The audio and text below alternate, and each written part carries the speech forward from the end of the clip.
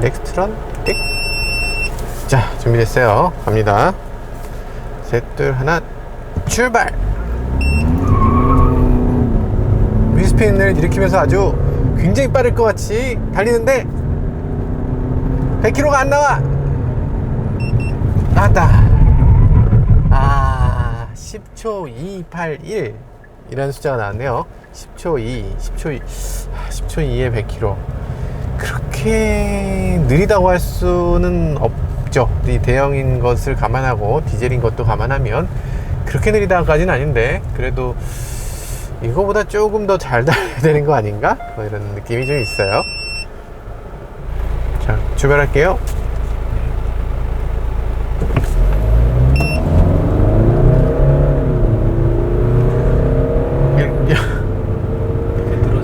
늘어지는 차 느낌이 나죠. 늘어지죠. 이상하죠. 차가 12초라니. 신호네.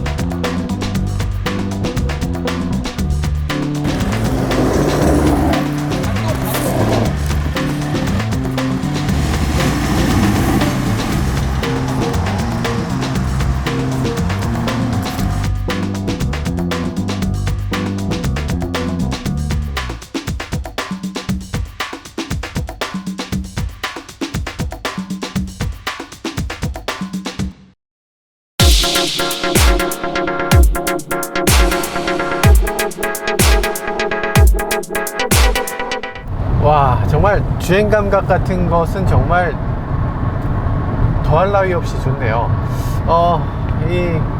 이전에 있었던 SUV에 대한 선입견, 그런 것들을 많이 깨트릴 수 있는 그런 주행 감각인데요. 그런데 물론 독일 SUV들이 갖고 있는 그런 정도의 질감은 만들어내지 못하고 있어요. 하지만 이제 정숙성이라든지 아니면 뭐 고속 안정성이라든지 이런 것들은 이전에 비해서 탁월하게 이렇게 향상된 걸 볼 수가 있습니다. SUV라면 또 코너에서 많이 기울어지는 게 당연한데요. 이 차는 그런 기울어지는 것도 어느 정도는 막아주고 있습니다. 전에 비해서 나아졌다는 거고요. 물론 아직 독일차하고는 차이가 좀 있네요. 그렇지만 이제 또 최근에 나왔던 투싼이라든지 이런 SUV들은 7단 DCT에 1.7L 디젤 엔진까지 장착을 했는데, 7단 DCT 1.7L 디젤 엔진을 장착한 것에 비해서는 세련되지 못한 느낌도 있습니다. DCT 같은 경우는 출력은 조금 떨어지더라도 실제 출력의 대부분을 구동에 이용하기 때문에 그만큼 잘 나가는 느낌이 확실히 드는데요. 차체도 좀 더 무거워서 실제로 느낌은 조금 덜 나가는 것 같은 그런 느낌을 갖게 됩니다. 실제로 가속해보면 최고 속도는 아마 이 차가 훨씬 높을 거예요. 하지만 더 다이내믹하게 주행할 수 있다, 이런 부분에 있어서는 투싼이라든지 아니면 1.7L 소형 SUV들의 손을 들어주고 싶네요. 이게 시트 포지션이 굉장히 낮아졌어요. 그 SUV를 타는 사람들이, 아니면 SUV를 처음 접하는 사람들이 가장 불만으로 느끼는 것 중에 하나가 시트 포지션이 지나치게 높다, 이런 부분인데, 이 차는 시트 포지션을 굉장히 낮춰서 승용 감각에 가깝도록 이렇게 만든 것이 또 하나의 특징입니다. 디젤 엔진의 소음이라든지 이런 것들에 대한 불안감이 분명히 있는데요. 그런데 이 차는 디젤 엔진이라고 해도 가솔린 엔진 못지않은 그런 주행 질감을 보여줍니다. 굉장히 부드럽고 굉장히 조용하고 굉장히 진동이 적은 그런 엔진이죠. 한 가지 가솔린 엔진이 정말 부러운 부분도 있습니다. RPM이 그렇게 올라가지 않는다는 거예요. 이 차는 지금 시속 100km가 좀 넘게 주행하고 있는데 2000rpm이 안 되거든요. 2000rpm 이하에서 시속 100km를 가고 있고, 가속 페달을 꾹 밟아도 4000rpm 이상으로 올라가질 않아요. 그러니까 4500rpm 정도에서 반드시 시프트업을 하기 때문에 4500도 안 되죠. 4000 몇백 rpm에서 시프트업을 하기 때문에 좀 RPM을 올려가면서 박진감 넘치게 이렇게 왕왕 거리면서 주행하는 것은 불가능하다는 거죠. 그런 건 좀 아쉽습니다. 어쨌든 굉장히 정숙한 엔진이고 굉장히 연비를 잘 받아낼 수 있는 그런 엔진입니다. 연비와 성능 면에서 아주 훌륭하죠. RPM만 조금 더 띄워준다면 정말 재밌을 것 같고, 그리고 배기음도 지금보다 조금 더 키워도 될 것 같습니다. 저는 개인적으로 배기음이 큰 차를 좋아하는데, 요즘 젊은 층들은 배기음 큰 차 굉장히 선호하거든요. 그럼 그 젊은 층들을 위해서라도 조금 더 배기음을 키워주는 드라이브 모드를 스포츠로 바꿨을 때라도 좀 더 키웠으면 좋겠다, 이런 생각이 드네요. 패들 시프트 같은 것도 있어주면 좋을 것 같은데 패들 시프트가 없으니까 조금 아쉽습니다. RPM을 좀 높여가면서 운전하고 싶은 느낌이 드는 그런 변속 프로그램이에요. 자꾸만 먼저 바꿔버리는 거죠. 거의 1000, 2000, 3000을 넘어가게 되어 있지 않아요. 어지간한 경우는 3000 이전에 다 변속을 해버립니다. 그렇지만 그거보단 조금 더 엔진을 좀 돌려주면 안 될까? 이런 느낌이 들기 때문에 자꾸만 매뉴얼 모드를 쓰게 되는데, 그게 좀 스포츠 모드가 하나 별도로 있었다면 이런 식으로 매뉴얼을 안 해도 될 것 같아요. 그리고 패들 시프트도 필요 없을 것 같고요. 하지만 지금은 패들 시프트가 되게 간절하게 있었으면 좋겠다라는 느낌이 드네요. 스포츠 모드가 스포츠 모드의 역할을 못 해주고 있는 거죠. 이 차는 전륜구동인데요. 전륜구동이다 보니까 200마력 넘는 강력한 엔진에 강력한 토크를 앞바퀴에만 전달을 합니다. 그래서 코너를 돌 때라든지 가속을 급하게 하면 휠스핀이 반드시 일어나는 거죠. 그게 너무 심하다 싶을 정도로 차를 휠스핀은 많이 일으키게 됩니다. 코너를 돌 때마다 가속 페달을 세게 밟으면 그럼 도는데, 차가 실제 나가는 것에 비해서 많이 휠스핀이 나기 때문에 그런 게 일반 사람들이 예측하는 것보다 조금 더 많이 나서 위험하게 되는 경우도 있지 않을까, 뭐 이런 생각을 해보게 됩니다. 네, 산타페 실내에 들어오면 이전에 비해서 조금 실내 인테리어는 더 뉴 프라임 맞나요? 더 뉴 프라임 산타페가 이전 산타페에 비해서 크게 나아졌다, 이런 느낌은 인테리어에선 크게 들진 않네요. 물론 일단 이 화려함을 추구하는 소비자들이 많이 있기 때문에 이걸 그냥 무작정 단점이라고 얘기할 수는 없습니다. 화려한 게 난 좋아, 다양한 것들이 막 이렇게 겹쳐진 이런 레이어드 패션 얼마나 멋있어, 뭐 이렇게 생각하는 사람도 있을 거예요. 개인 취향이겠죠. 그래서 많은 사람들이 불만으로 생각하겠지만 은근히 또 이걸 좋다고 생각하는 사람도 있을 겁니다. 어쨌든 이 인테리어는 개인 취향으로 남겨놓고요. 그 외의 것들은 아주 만족스럽습니다. 이 핸들의 이 촉감이라든지 이런 버튼들이 조작하기 아주 쉬운 위치에 있다는 것들, 기어 노브의 위치라든지 팔걸이의 위치, 이런 것들 모두 다 만족스럽고요. 무엇보다 만족스러운 것은 이 차의 정숙성입니다. 산타페는 저속에서나 고속에서나 이 차가 디젤 엔진 사운드라고 느낄 수 있는 그런 것들은 거의 느껴지지가 않아요. 그러니까 디젤이라고 하면 은근히 뭔가 갤갤된다거나 카랑카랑 한다거나 이런 느낌의 사운드를 기대하게 되는데, 그런 사운드는 전혀 들리지 않기 때문에 이게 디젤이 맞나 싶은 그런 느낌이 들 정도로 그렇게 전혀 다른, 기존에 있었던 산타페하고는 전혀 다른, 그러니까 이전 세대요. 그러니까 바로 전에 게 아니라 이전 세대 산타페와는 전혀 다른 그런 아주 정숙한 실내를 보여주고 있습니다. 아주 만족스러운 엔진 사운드죠. 실제 엔진 사운드를 많이 잡은 것도 있지만 그 엔진 사운드가 실내로 들어오지 않도록 진동도 많이 상쇄할 수 있도록 이렇게 만든 것이 가장 큰 장점이라고 하겠습니다. 그리고 RPM의 경우는 지금 4000 RPM, 4500 RPM에서 레드존이 시작하는데 실제로 이 차의 RPM은 2500 RPM을 거의 넘지가 않습니다.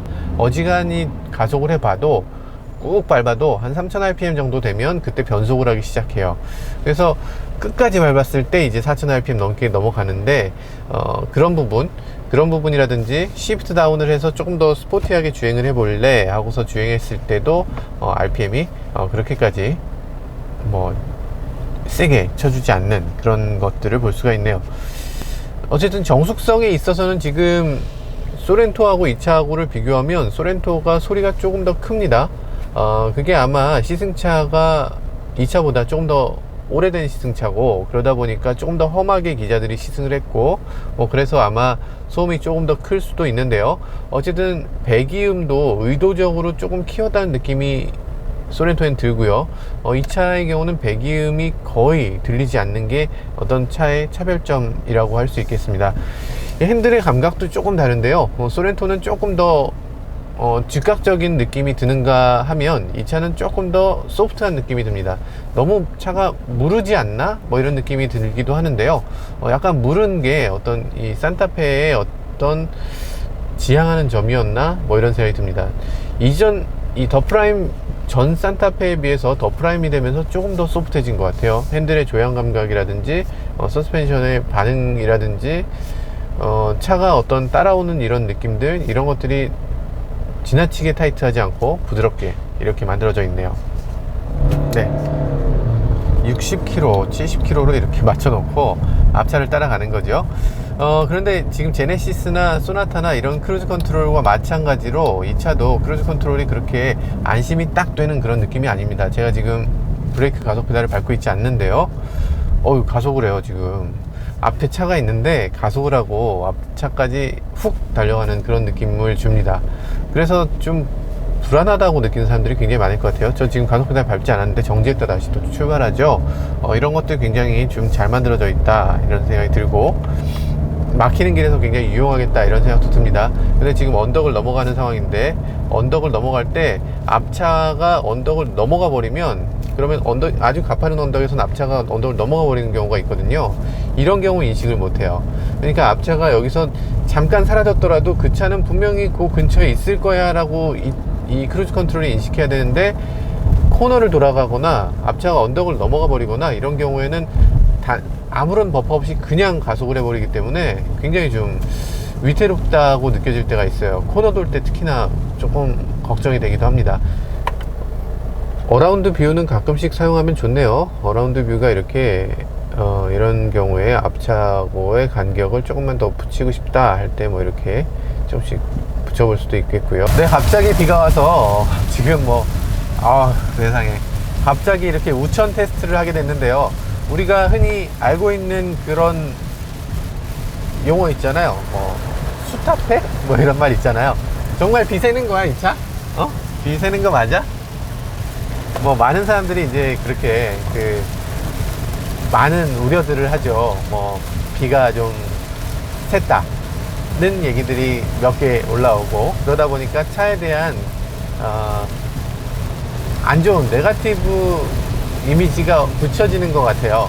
현대차가 초기에 대응을 잘못한 부분이 분명히 있겠죠. 하지만 그 부분은 아주 작은 몇몇 사례에 불과하고, 그 이후의 차들까지 비가 새느냐? 전혀 그렇지 않거든요. 지금 보면 당연히 비가 새지 않을 겁니다. 그런 문제가 생겼을 때 자동차 회사가, 어떤 자동차 회사가 배짱 좋게 비 새도 상관없어, 대충 해, 우리 대충 만들어, 여전히 계속 새게 만들어, 이럴 사람들은 아무도 없잖아요. 비가 샜다, 물이 샜다, 이런 상황이 발생하면 정말 초비상이 걸리고, 그 부분에 대해서 엄청나게 더 테스트를 하고 반드시 그 부분을 막게 됩니다. 그런 문제가 생겼다고 하면 다시는 그런 문제가 생기지 않을 거라는 보장이라고도 할 수 있겠어요. 다른 메이커들도 물론 마찬가지입니다. 현대차만 그런 게 아니라 모든 메이커들이 문제가 생기면 그 문제만큼은 정말 완벽하게 해결하려고 노력을 하게 됩니다. 좀 더 다이나믹하게 주행하겠다고 하면 이 차의 그 기본 세팅이 워낙에 소프트한 쪽이기 때문에 다이나믹하게 하겠다고 하면 이렇게 조금 시프트 다운을 해주는 게 좋을 것 같아요. 근데 시프트 다운에서 다운이 그렇게 쉽게 되지는 않습니다. 3000 RPM 이하로 내려가야지만 다운이 되기 때문에 3500 3000 rpm, 2000 몇백 rpm에서만 시프트 다운이 될 수 있도록 이렇게 되어 있네요. 디젤 엔진의 허용 rpm이 너무 낮기 때문인데요. 4500 rpm 4000 rpm이 넘어가는 걸 이 차는 굉장히 좀 꺼리고 있어요. 그래서 시프트 다운을 아무리 하려고 노력을 해도 잘 안 되는 경우가 꽤 있네요. 가속을 한번 해보는데요.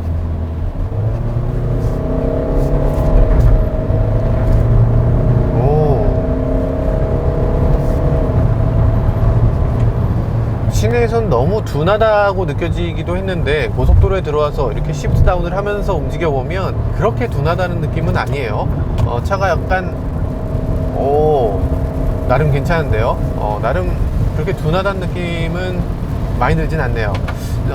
물론 이제 세단이나 이런 차들하고 비교할 바는 아닙니다. SUV를 놓고 봤을 때 SUV 중에서는 그렇게 둔하지 않다는 그런 느낌이에요. 이제 핸들 조향 감각도 조금씩 차가 기울어지는 면이 분명히 있어요. 분명히 많이 기울어집니다. 많이 기울어지는데 그건 어디까지나 그 SUV라는 걸 감안하고 보면 이 차를 중형 SUV라고 봐야 될까요? 요즘은 대형 SUV라고도 해야 될 것 같기도 하고, 어쨌든 이 차는 큰 SUV이기 때문에 이 정도 크기의 SUV라면 차선을 바꿀 때 이 정도 기울어지는 건 어느 정도 당연하다는 느낌이 또 듭니다. 당연히 이 정도는 기울어질 수 있지. 기울어지는데 기울어지고 나서 차가 무너지느냐 아니냐, 다시 바로 되돌아오느냐, 이 부분이 굉장히 중요한데, 이 차는 기울어진 다음에 바로 자기 자리를 되찾는 것을 볼 수가 있습니다. 스프링의 어떤 강성이라든지 어떤 댐퍼라든지 이런 것들이 아주 잘 되어 있는 거네요. 차체를 감안했을 때 이 정도라면 나쁘지 않다는 생각이 듭니다. 핸들에 조금만 더 민첩하게 움직여지도록 핸들을 조금만 더 샤프하게 만들어주면 제 느낌엔 더 좋을 것 같은데, 많은 소비자들이 아마 이런 것을 선호하기 때문에 이렇게 세팅이 됐겠죠. 이전 산타페보다도 조금 더 둔해진 것 같은데, 그런 부분은 뭐 우리나라 소비자들이 추구하는 거니까 뭐라고 할 수 없는 그런 부분이라고 하겠네요. 네, 둘 다 아주 굉장히 좋은 자동차였는데요. 이 둘 중에 한 대를 선택해야 된다는 게 제가 굉장히 가슴이 아팠습니다. 굳이 선택해야 된다면 이 둘은 정말 닮았고 정말 모두 다 굉장히 좋은 차고 세계 어디에 내놔도 절대 손색이 없는 자동차지만, 그래도 한 대를 선택해야 된다면 제 경우는 소렌토에 손을 들어주고 싶습니다. 소렌토 같은 경우는 산타페에 비해서 실내 인테리어라든지 외관이라든지 이런 것들의 안정감이 굉장히 우수하게 보였고요. 그리고 유리의 영역이 굉장히 좀 넓어서, 그래서 개방감이라든지 이런 부분도 2열, 3열 모두에 조금씩은, 아주 약간이지만 더 제공되는 것을 느낄 수가 있었습니다. 인테리어 컬러셋이라든지 이런 고급감 같은 부분에서 주행 감각에 대해서는 지금 정확하게 판단하기 어렵지만, 적어도 이 인테리어 부분에서는 소렌토의 손을 들어주지 않을 수가 없네요. 지금까지 모터그래프 김한용 기자였습니다.